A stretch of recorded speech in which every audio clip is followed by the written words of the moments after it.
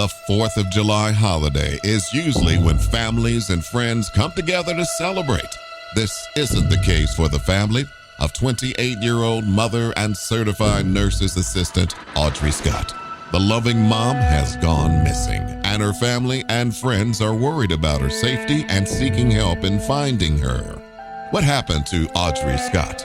What happens when love becomes fatal? This is the Fatal Attraction Podcast with When a Killer Goes Free.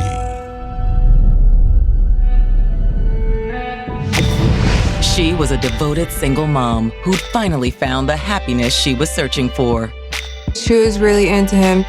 And they just loved each other. She wanted it to all come together. Instead, everything fell apart. She just vanished. It was a panic, like every day. I'm scared out of my mind. Something is not right. I'm like, we gotta find my sister. As the search begins, every answer leads to more questions. She was keeping secrets. I didn't know what my sister was dealing with. I didn't know anything until she went missing. Ultimately, the truth would shock everyone. You start second guessing everything. The unbelievable becomes believable. It comes to reality.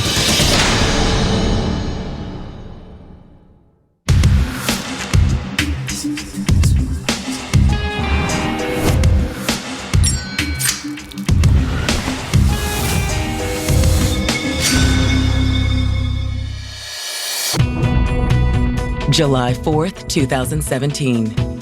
It's Independence Day in Milwaukee, Wisconsin, and families are gathering for backyard barbecues and a few of the beers that made this hardworking city famous. And everybody looks forward to that. That's a time when most people want to kind of cut loose. For one Milwaukee family, what's supposed to be a day of relaxation and celebration quickly becomes an emergency. My youngest daughter, Maxine, she came over and she said, "Mom, something's going on." She said, "Something ain't right." So Audrey's not answering any of my calls or texts. I'm really starting to worry about her. Maxine says that her older sister, 28-year-old Audrey Scott, called her and left a message the night before, but is now nowhere to be found. Her sister kept frequent contact with her, either through phone calls or texts, and she thought it was odd she hadn't heard from her. At first, Audrey's mom isn't all that concerned, thinking Audrey had stayed out late and was resting. You take those outside. I said, "Well, she could just be asleep. Wait till she wakes up or whatever." Audrey and her boyfriend, 28-year-old Sammy Miller, had gone downtown to celebrate the holiday the night before. They went downtown to just have a good time. I had her daughter, the oldest one, with me, and the little one was with her father's family. But as the long summer day grows dark and there's still no word from Audrey, her family starts to panic. That's where the uneasy feelings set in because she hasn't spoken to any one of her babies. It's very out of character for her not to talk to her kids and check on them. It was very weird. We need to find out where she at and what's going on. 28-year-old Audrey Scott had always enjoyed a close bond with family.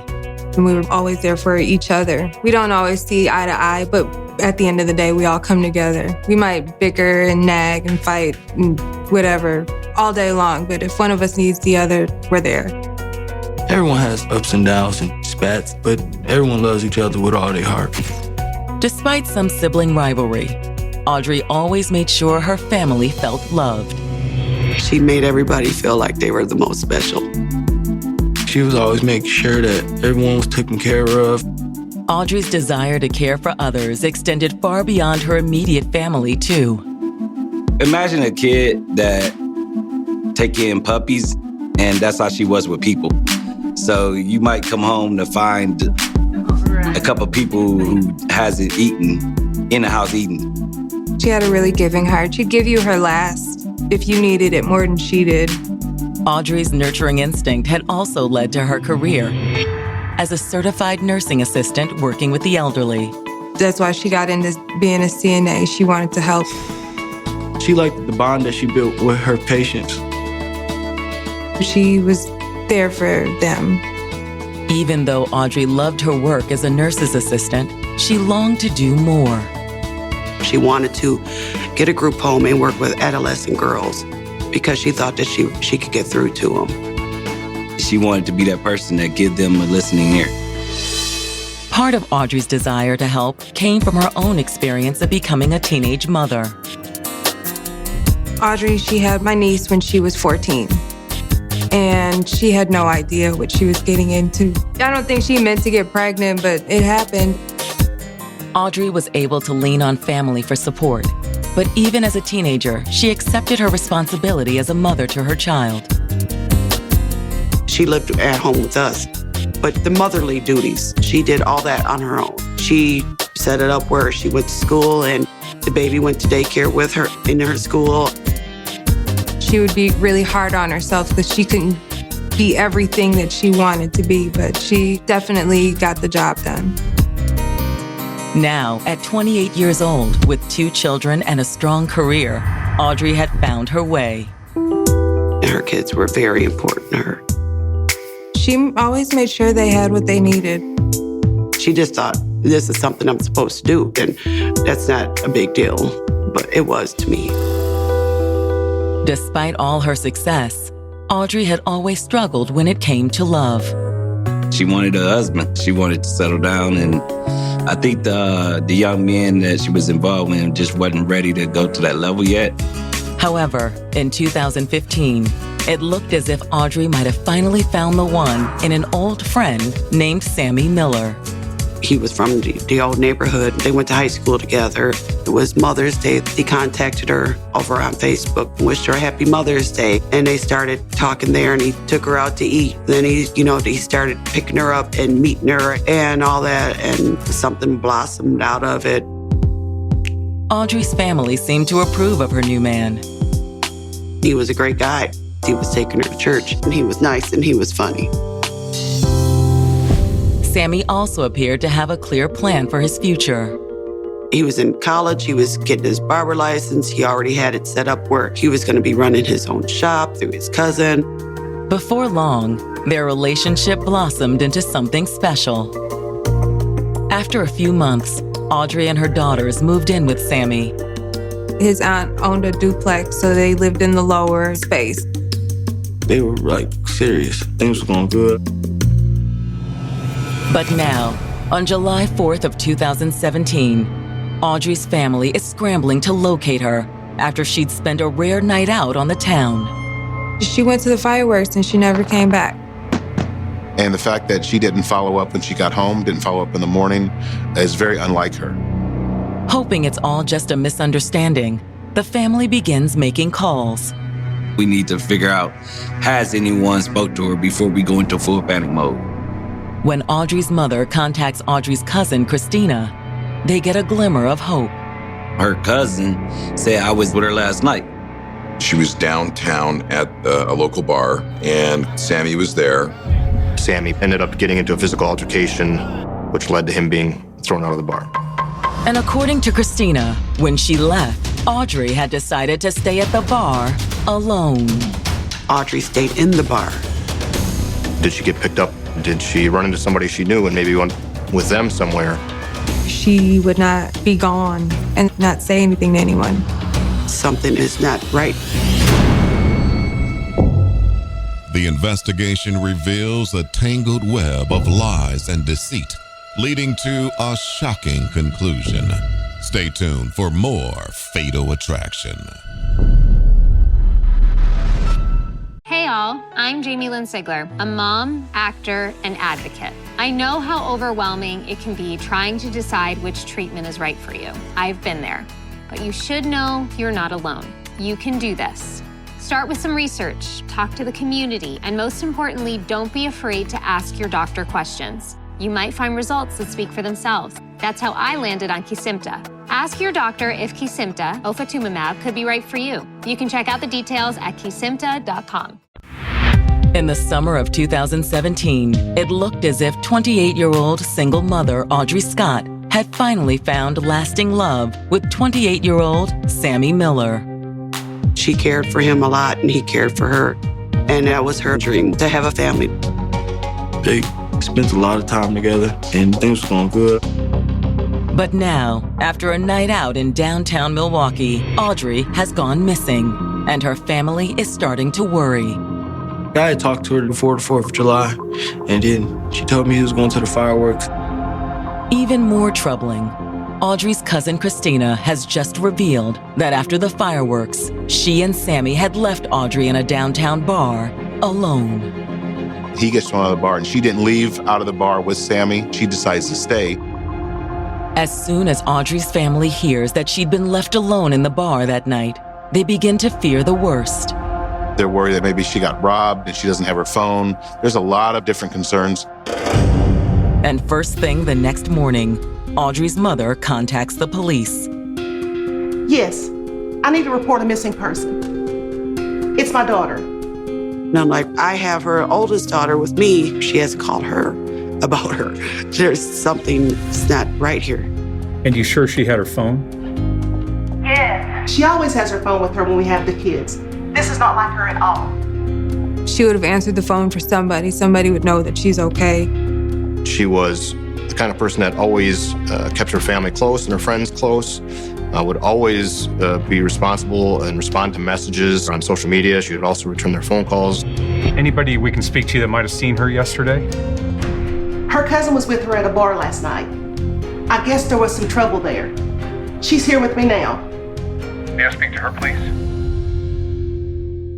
While detectives fill out the report, Audrey's cousin Christina walks them through what happened on July 3rd, the night of the fireworks show. Audrey went down to see the Big Bang with Sammy, and then they ended up stopping in to have a drink. And the fireworks show downtown by the lakefront was actually really close to where this bar is. Inside the bar, Sammy had gone off to order drinks while Audrey made her way to the dance floor and ran into her cousin Christina. She gave Christina a hug. Hey, cousin, what you doing down here? Christina says that after meeting up with Audrey, she'd followed her cousin onto the dance floor. She's dancing with her and just having a good time. But when Sammy returned from the bar, the cousin's good time took an unexpected turn for the worse. Sammy walks past her, then he just turns around and swings and hits her with a haymaker. Christina says she don't know what went on. She just turned around and he just punched her. She don't know why. He just punched her. It was only afterward that Sammy realized his mistake. Christina dresses like a boy. She looks like a boy. My cousin got dreads, and Sammy didn't know, and Sammy got jealous. He sees what he thought was a male talking to his woman, and he was not going to stand for it. He's probably had some drinks, and without even checking in to see what's going on, he just sucker punches the cousin. And by that time, it was too late. There was a physical altercation that occurred. Bouncers were able to jump in and break it up. Christina and Sammy were kicked out of the bar. However, according to Christina, Audrey had opted to stay. So you and Sammy left her there? Yeah. She said she didn't want to stop having fun just because he messed up. Did Sammy speak to you after that? He apologized or whatever, but that was it. I went home and I haven't heard from Audrey since. Audrey said that she was going to find her way home from the bar. She decided she wanted to continue her night and have a good time. That's the last time anybody ever saw her. After listening to Christina's story, detectives' first priority is tracking down Audrey's boyfriend, 28-year-old Sammy Miller. One of our concerns was talking to him to see if he not only knew what had happened to her, maybe he had heard from her. So we tried at his house at least once or twice, and we could not find him at that point. After failed attempts to reach Sammy at home, he gets word that detectives are looking for him, and he makes a call to the police station. He made contact with the police department by phone, but he was asked to come into the police station. Once in the interview room, Sammy begins by telling detectives that he has no idea where Audrey is. This isn't like her at all. I don't know where she could be. He just said he hasn't seen her since that night and she hasn't called him. He also confirms much of what Audrey's cousin Christina had already told detectives. Sammy tells us that after the fireworks show, they went to nearby bars, and he admitted Christina and him ended up getting into a physical altercation, which led to him being thrown out of the bar. Where'd you go after that? Ran into some friends, hitched a ride home. What time was this? Around midnight, maybe 12:30. Anyone see you come home? My auntie, she owns a duplex where I stay. He said he ended up being dropped off back at his house and stayed there for the remainder of the night. Sammy does tell detectives that he called Audrey around 1 o'clock that morning to apologize for what he'd done, but that she wouldn't answer his calls. I know I overreacted. I just figured she was still angry, and that's why she wasn't taking my calls. Audrey was clearly angry with Sammy that night. And then he called her and she didn't answer. When asked about their relationship, Audrey's boyfriend admits they have their ups and downs, but says it's hardly anything out of the ordinary. As Sammy described it, they went through what people ordinarily go through, especially when they're in their 20s. For the moment, detectives don't have any evidence to hold Sammy or any proof that Audrey's met with foul play. After letting Sammy go, the detectives decide to do a full background check, and what they find is alarming. Sammy was no stranger to the criminal justice system. He was on probation or parole status at the time with the Department of Corrections. But it's what Sammy is on parole for that really raises a red flag. He did 8 years, and I'm like, oh my God, he was in jail for murder. The investigation reveals a tangled web of lies and deceit, leading to a shocking conclusion. Stay tuned for more Fatal Attraction. Hey all, I'm Jamie Lynn Sigler, a mom, actor, and advocate. I know how overwhelming it can be trying to decide which treatment is right for you. I've been there. But you should know you're not alone. You can do this. Start with some research, talk to the community, and most importantly, don't be afraid to ask your doctor questions. You might find results that speak for themselves. That's how I landed on Kesimpta. Ask your doctor if Kesimpta, ofatumumab, could be right for you. You can check out the details at kesimpta.com. Less than 48 hours after Audrey Scott disappeared after a night out in downtown Milwaukee, detectives have some new information about Audrey's boyfriend, 28-year-old Sammy Miller. He did 8 years in prison, and it was because he killed someone in an attempted robbery. The incident occurred when Sammy was only 18. He tried to plan a robbery, and he used a firearm to commit this robbery. Person tried to turn it on him and grabbed the gun and fired him and killed him. Though convicted of murder, Sammy's age at the time of the crime and the fact that it was his first offense led the judge to show leniency toward him to serve the majority of his sentence on parole. He didn't have a criminal record in the past. He was a good student, so the judge gave him a break, but he still killed somebody. Now detectives have to wonder, could Sammy's checkered past have had something to do with Audrey Scott's disappearance? He's got a history of violence. So he was definitely a person of interest. Hoping to learn more about what really happened the night Audrey disappeared, police go to the downtown Milwaukee bar where she was last seen. We now wanted to grab as much surveillance video as possible. Footage from inside the bar appears to confirm both Sammy and Christina's accounts of what happened that night. The video from the bar showed Christina and Audrey dancing, as well as the physical fight that occurred. You see Sammy confronting them both. There's some pushing and shoving going on. Ultimately, you see then Sammy arguing with Audrey. There was some words spoken back and forth. The argument got heated. There's no audio, but looks like she was certainly yelling at him. Christina, the cousin, they kind of get into it a little bit. There's some physical altercation there. And ultimately, the bouncers at the bar put them both outside. Security cameras outside capture what happened next. Christina got into a vehicle that was parked nearby and left. Sammy is seen outside the bar, apparently waiting on Audrey. He said he stood by outside and was looking through the windows of the bar, but ended up leaving with his friends. He does not come back to the bar. Meanwhile, the surveillance video inside the bar reveals that Audrey stuck around for almost an hour. It shows her staying in the bar, her staying and dancing and things like that, in an effort to try to salvage the night and enjoy herself. What Audrey was wearing that night, a unique Green Bay Packer jersey on with the number 12, which is Aaron Rodgers, and she was wearing jean shorts. This all stood out on the video from the bar. Then, at a little before 1 o'clock in the morning, the exterior cameras recorded Audrey leaving the bar. Audrey walked off on her own, and she's last seen walking down the street from the bar's entrance. She left by herself and nobody followed her. And that's really the last piece of footage that we have of her. What happened next and Audrey's whereabouts remain a mystery, and detectives now have to consider multiple scenarios. Possibly it was just a random act. She's a female and, she was at least somewhat intoxicated leaving the bar. I mean, it was 4th of July weekend, so the bars would have been busy.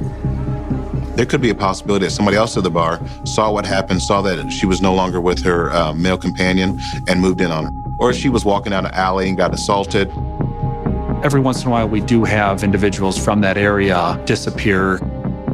Before she went missing, there was another incident where there was a woman who was abducted from down on Water Street.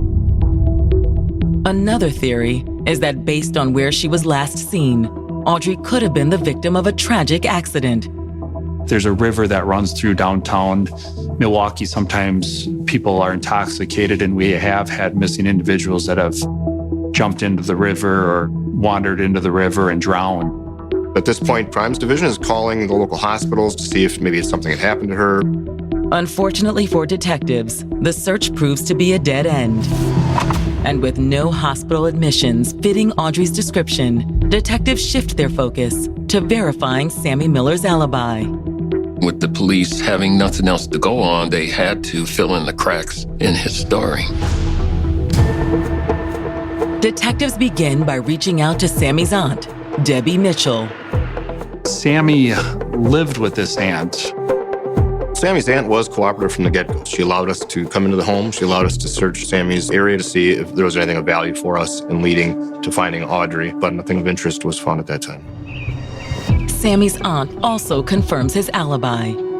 She says that he came home at 1 o'clock and didn't leave until mid-morning that morning. Since his aunt's story puts Sammy home at roughly the same time Audrey left the bar, detectives essentially rule him out as a possible suspect. At that point, we don't have much to go on. While the search of her home produced no evidence, Sammy's aunt does give detectives not just one, but two potential leads. First, she suggests detectives talk to Sammy's friend, Larry Brown. They knew each other in prison, and they end up being like brothers. His aunt said Larry did know Audrey, and maybe Larry was jealous. The aunt had an uncomfortable feeling. She passed this on to the police. But for detectives, it's the other lead that really sends up red flags. Sammy also had another girlfriend. Her name is Natalie Martin. Natalie was involved in Sammy's life. On the side, maybe Natalie was at the bar at night and saw them together. A jealous girlfriend may have some motivation to do harm. The investigation reveals a tangled web of lies and deceit, leading to a shocking conclusion. Stay tuned for more Fatal Attraction. Hey all, I'm Jamie Lynn Sigler, a mom, actor, and advocate. I know how overwhelming it can be trying to decide which treatment is right for you. I've been there. But you should know you're not alone. You can do this. Start with some research, talk to the community, and most importantly, don't be afraid to ask your doctor questions. You might find results that speak for themselves. That's how I landed on Kesimpta. Ask your doctor if Kesimpta, ofatumumab, could be right for you. You can check out the details at kesimpta.com. Milwaukee detectives investigating the disappearance of 28-year-old Audrey Scott have just learned her boyfriend, Sammy Miller, has been hiding something. He had another relationship that Audrey didn't know about. Could Sammy's secret lover, 26-year-old Natalie Martin, have something to do with Audrey's disappearance? Was she at the bar? Was she tracking Sammy? Was she a jealous type? Was she gonna follow him and saw him speaking with Audrey? What exactly is her role in this situation? Brought in for questioning by detectives, Natalie admits that she and Sammy have what she describes as a casual relationship. She described it as them being friends, but that they also had sexual relations with each other. In fact, Natalie says she had spent time with Sammy just hours before Audrey disappeared. She stated that Sammy dropped her off at her residence prior to going out that evening. Asked whether she followed Sammy downtown that evening, Natalie says she spent the night at home. Although she does admit to texting Sammy several times over the course of the evening. She had reached out to Sammy several times. He hadn't responded. She stated that was odd for him, that when they would communicate, Sammy and her, he would almost get back with her by text or by phone call immediately. Natalie's obvious frustration at being unable to reach Sammy raises detectives' suspicions. That would be another motive to get rid of Audrey. However, when detectives follow up on her alibi, they have little choice but to rule her out. Her mother saw her, spent the evening with her, and they confirmed that she was at the house. Kind of takes out the possibility that Natalie was involved. Detectives move on to the other person Sammy's aunt had mentioned, his friend, Larry Brown. Larry and Sammy Miller were in prison together, and they had worked together in that prison and formed a friendship while they were there. Despite their friendship, Sammy's aunt suspected that Larry'd had his eye on Audrey. These were people that all kind of knew each other and hung out together. So it wasn't far-fetched for them to be considered potentially to be in a relationship or to be having an affair or to be involved at some level. Or was it possible Larry had made advances and Audrey turned him down?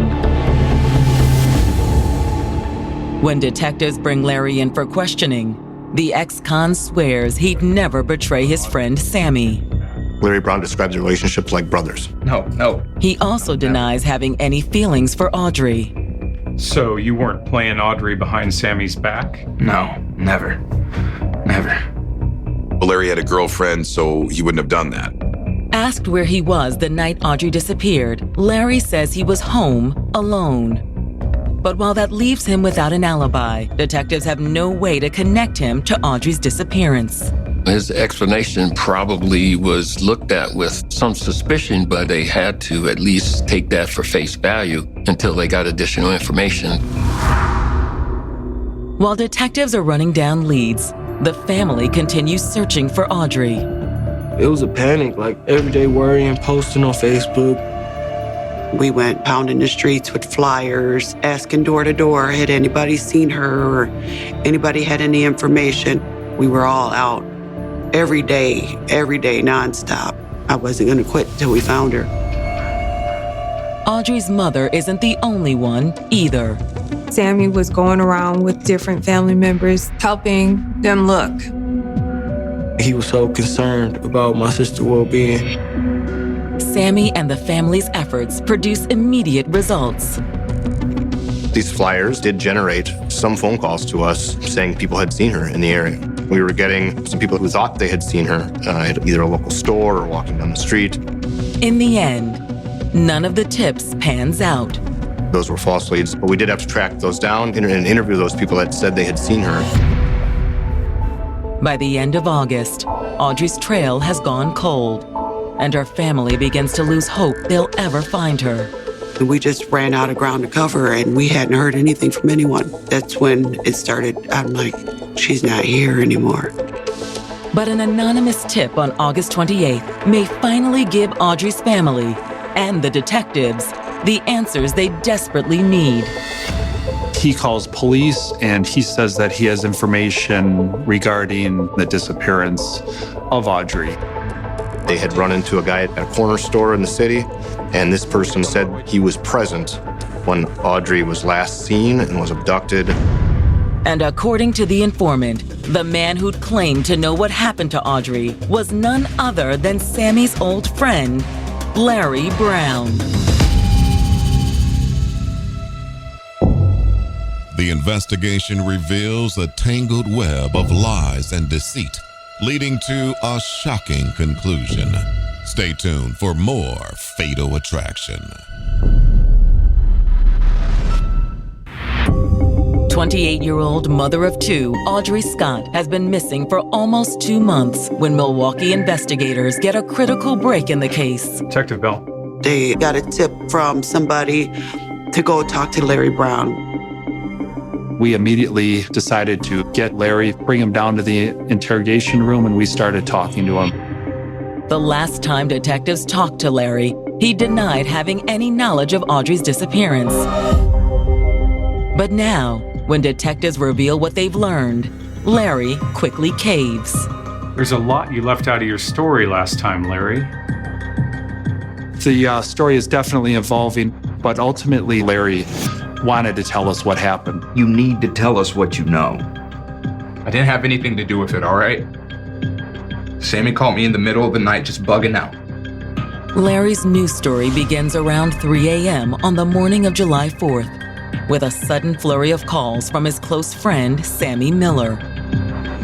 He ignored the first few calls, but ultimately he decided to answer the phone. And Sammy said he wanted him to come out and meet him. Larry tells detectives that he met Sammy in a nearby parking lot where he was waiting in a parked SUV. He said he noticed somebody was sitting in the front passenger seat, but couldn't tell who it was at first. Larry says it's only after Sammy told him to get in the back seat that he realized the woman sitting in front of him was Audrey. He said the only reason he knew the person in the front passenger seat was Audrey was because of her voice. According to Larry, Audrey had apparently suffered a brutal beating. Sammy beat her up. Bad. He had realized Sammy had beat Audrey to this point. Larry explains that when Sammy said he needed Larry's help, he didn't say no. Larry felt it was almost dangerous at this point to question anything that was happening. Why'd you get in the car? I knew it wasn't going to end well, but Sammy told me to get in the car. I got in. What followed, according to Larry, was a tense half-hour drive to a heavily wooded area outside of town. Larry said at this point, Sammy got out of the driver's seat and he yanked Audrey from the vehicle, and Audrey fell onto the ground. He describes her as begging for her life. He describes her telling Sammy that, "I have kids, please don't kill me." Larry said he stood by the car, not really sure about what was going to happen. Larry says that while he stood stunned by what he was witnessing, Sammy had hauled Audrey to her feet. Sammy then forces her into the wooded area approximately 20 to 30 feet from the road. Remains out by the car, but after a short time, he can hear one gunshot. And then Sammy walked out of the woods back to the vehicle. Did you see him shoot her? No. He walked out there with her. I heard the shot. He came back alone. They get back in the car and they drive to Milwaukee. Once again, according to Larry, they rode in silence. At this point, Larry's describing to us a situation where he may be the hostage in the situation. Did he threaten you? He had the gun in his hand the whole way back. What do you think? Larry admits to helping Sammy clean that car, which has blood in it. It's a damning story, if it's true. Unfortunately, we were lied to all the time as detectives, but we didn't have any other choice but to follow up on this and to believe him at that point. Can you help us find her body? Yeah, I can take you there. We were hoping to find her alive, but if this is truthful, our concern is finding her. We want to give closure to the family and let her know that we had found her. So Detective Bell and I put Larry in a squad car. And he starts directing us to the area that he believes Audrey was killed by Sammy. Larry points them in the same direction where Sammy took Audrey, and the detectives head into the woods. Detectives search for an hour and a half, but are unable to locate Audrey's remains. We had to consider the fact that maybe Larry had made this up to make it seem like he was being cooperative. But then, just as they are on the verge of giving up, one of the detectives spots something. I looked down to my left, I saw a Packer jersey, and the last thing Audrey was seen in was a number 12 Packer jersey. After 2 months of uncertainty, it looks as if the missing woman has finally been found. This is a full almost 8 weeks later, so her body is decomposed. They essentially found bones, jean cutoff shorts, and an Aaron Rodgers jersey. The clothing was key. That's how we really knew that that was Audrey. Now detectives face the grim task of informing her family.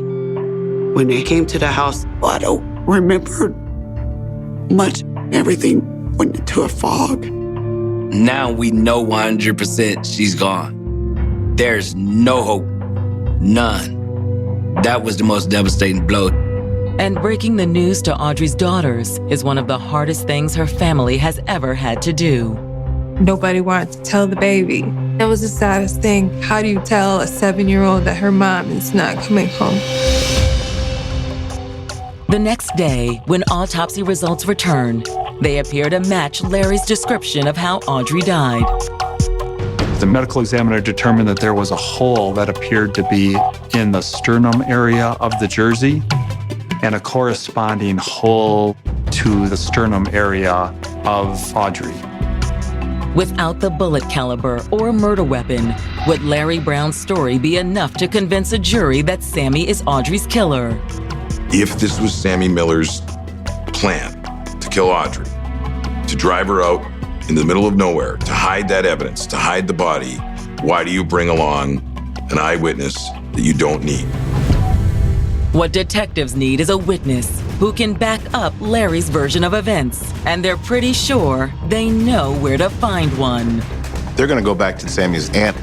A lot of times when we're doing these investigations, when you're able to confront people, once it becomes apparent they're being drawn into a homicide investigation, they become a little more forthcoming. The dominoes start to fall. The investigation reveals a tangled web of lies and deceit, leading to a shocking conclusion. Stay tuned for more Fatal Attraction. 2 months after 28-year-old mother of 2 Audrey Scott disappeared after a night out on the town, an ex-con named Larry Brown has just identified Audrey's boyfriend, Sammy Miller, as the man who shot her and left her body in the woods outside Milwaukee. Her final words was, "What about her kids?" That was her final words. And that couldn't even sway him. He was an evil monster. But before they make an arrest, detectives need more proof that Sammy actually pulled the trigger. If you believe Larry's story, Sammy went out of his way to leave an eyewitness. It doesn't make any sense to me at all. If you had a plan to kill her, to drive out and do it with your best friend there. Hoping to find a crack in Sammy's alibi, detectives bring in Sammy's aunt, Debbie Mitchell, for another round of questioning. I don't know what else I can really tell you. Initially, the aunt does want to try to cover for Sammy, which isn't uncommon in these investigations. Debbie previously told detectives that Sammy had spent the night at home, but once detectives reveal what they know, her story begins to change. We found her body. He beat her up and shot her to avoid going back to prison. We have a witness that confirmed all of this. We know you're trying to protect him, so it's time you tell us the truth. This time, Sammy's aunt says that after coming home from the bar at 1 a.m., her nephew didn't go to bed as she'd initially claimed. Instead, he asked to borrow her SUV, the same vehicle Larry said Sammy was driving that evening. This wasn't uncommon for her because Sammy would borrow the car from time to time. She gives him the keys. Sammy's aunt says he'd returned the next morning. And then she adds another detail that matches Larry Brown's account of the murder. When Sammy returned the car that was cleaned, I should have told you before. I didn't really want to believe that he would do this. After Sammy's aunt tells all, detectives are confident they have enough to make an arrest. Sammy was brought into the downtown police headquarters to be interviewed. During the interview, detectives reveal that Audrey's remains have been found. At that point, Sammy immediately requested to have a lawyer. Detectives counter Sammy's request by booking him on murder charges. Getting a formal charge on Sammy Miller for this case is rewarding for us. But again, the big piece of this was finding Audrey. And I think that really is the goal, to provide the closure for the family to put their loved one to rest. But for Audrey's family, the alleged killer's identity comes as a horrible shock. I just wanted to hurt him. I wanted to hurt him. I was so upset. I just don't understand how somebody could live with someone, be in the household, see their kids every day, and then take their mother away from them. There's an even bigger shock coming for Audrey's family when they learn that Sammy's an ex-con already on parole for murder.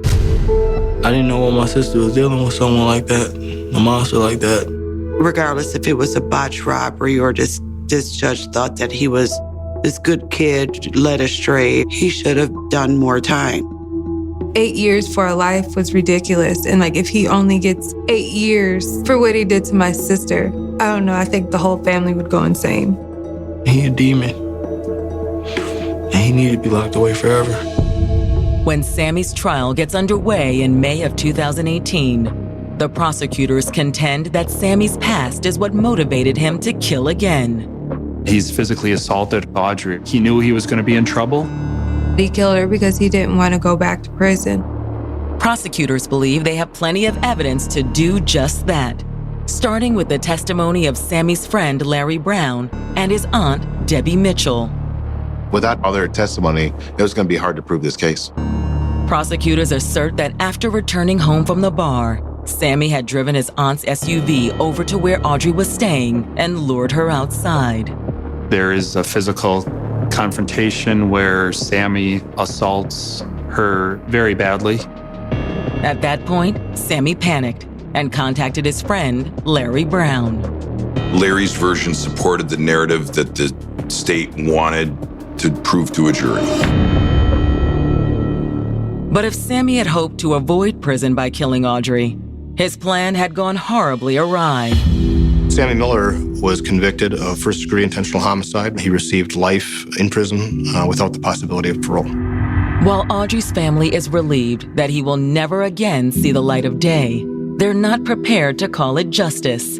Instead, they consider Audrey's death just the opposite. You give this guy a reset at life only after 8 years, and my loved one's life is gone. He should have done more time. Had he been given a tighter sentence, he wouldn't have been out to take my daughter away from me. He just took a piece of us, each and every one of us, and then we have to sit there and we have to look at our daughters and see the pain in their face. There's a chamber of my heart that's missing. I miss her. Probably miss her forever. It should be noted that love can sometimes become fatal, and deception often lies between love and hate. When a person dies, those left behind are left with memories, and it is up to us to cherish and remember them always. Audrey's family continues to miss her every day. Coming up on the next episode of the Fatal Attraction Podcast.